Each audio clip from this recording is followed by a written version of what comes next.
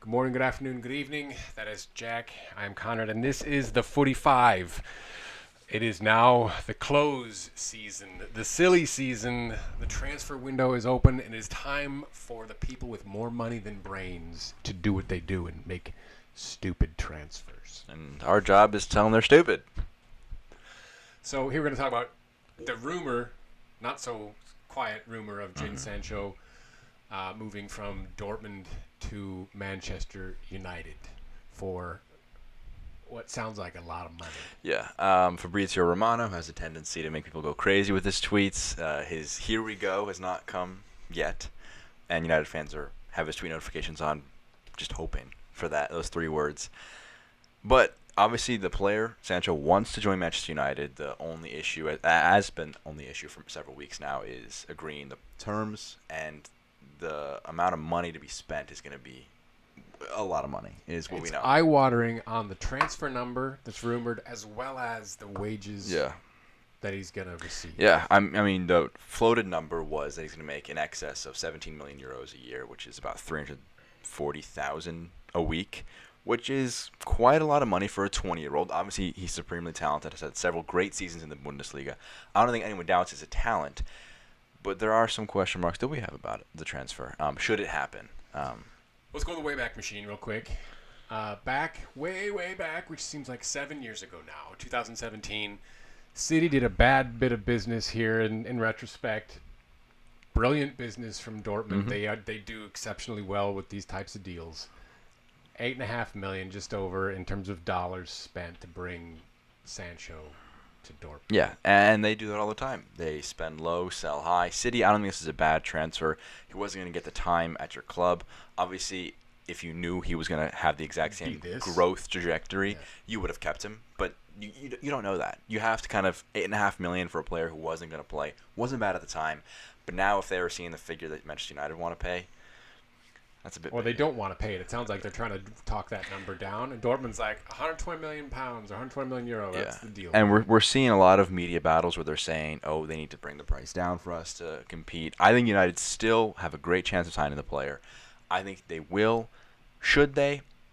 I don't think it's a bad signing necessarily. It is a lot of money to sink into a 20-year-old player in a position that with no fans, potentially. Look at your revenue. It's a risk. It's dangerous, but Manchester United as a team need to take some risks to try and catch themselves up with the competition, because even with Sancho, they still are a ways off of catching the Liverpools and Cities. Midfield challenges, defensive challenges we'll talk about here in a minute. But it's a lot of money to spend on a player, but when you see those kinds of numbers, you say that's the kind of numbers you want to see. You spend the big bucks on the ones who will produce goals, put them in the back of the net. He does it at an elite rate, and he's just 20 years old. Who knows where his development could go? And he's English. Another big deal. San Bissaka.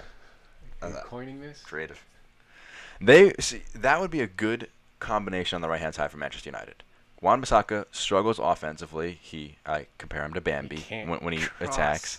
He's not the best in that area.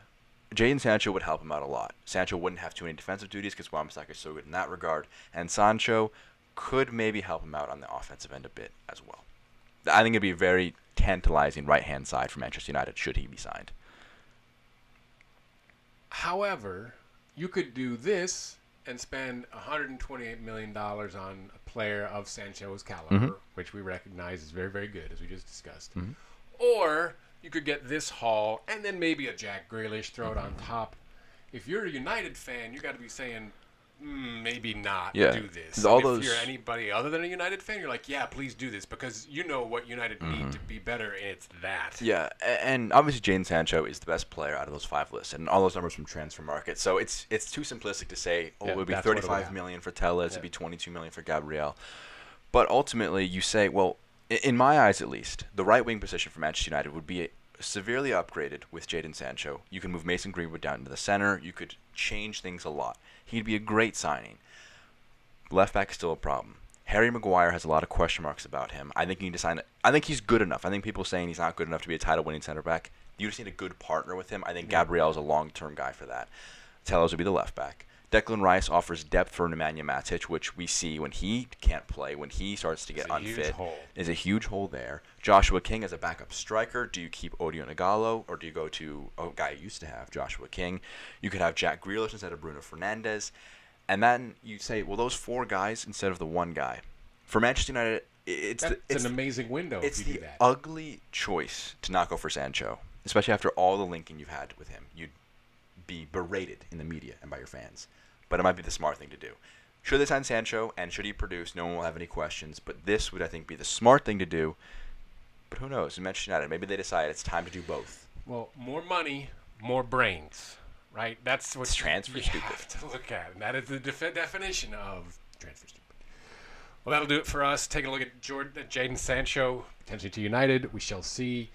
Jack, Conrad, this has been the Footy 5. Please like, subscribe, give us some comments, tell us what you think, and take a look at us on the Twitter at the Footy 5. Take care now.